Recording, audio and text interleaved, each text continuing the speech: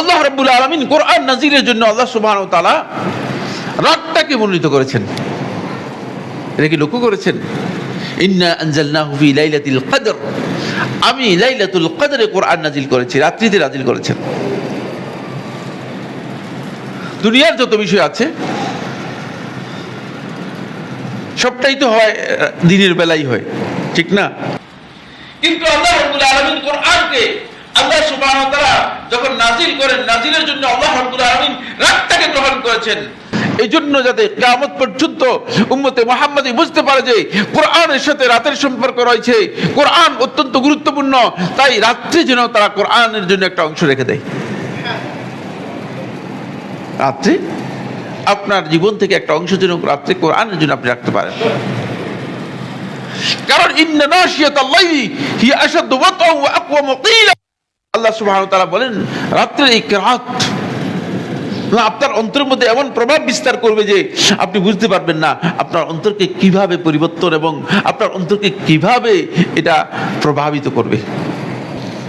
ফলে সাহাবায়ে কেরামগণ সব সময় রাত্রের একটা অংশে কোরআনে কারীম তেলাওয়াত করতেন এবং কোরআনে কারীমের তেলাওয়াতের জন্য মূল সময়টুকু হচ্ছে রাত্র। আরেকটা বিষয় এখানে যুক্ত আছে, সেটা হচ্ছে এই, যদি আপনাকে দিনে এর জন্য বাধ্যতামূলক একটা অবস্থা করে দিত, তাহলে আপনার রুটি রোজগারের জন্য, জীবন জীবিকার জন্য আপনি একটা হতাশার মধ্যে পড়ে যেতেন। তখন আপনি কোরআনের সাথে সম্পর্ক আপনার আর কি করতে পারতেন না, ঠিক রাখতে পারতেন না। রাত্রে সারা পৃথিবীর সর্বত্র খেয়াল করেন, সারা পৃথিবীর সর্বত্র যাদের নাইট ডিউটি আছে তারা ছাড়া সব জায়গায় বলতো রাত্রে কোথাও ডিউটি থাকে না।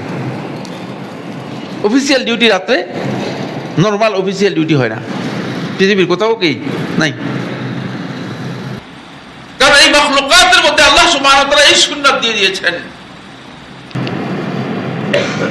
আল্লাহ রাব্বুল আলামিন ওয়াজআলনাল লাইলা লিবাসা, রাত্রকে আল্লাহ সুবহানাহু ওয়া তাআলা মানুষের জন্য এমন ভাবে করে দিয়েছেন যে মানুষ যাতে করে এই রাত্রে বলতে মানুষ আরাম করতে পারে, এবং রাত্রটা মূলত আরাম নেওয়ার জন্য এবং বিশ্রামের জন্য।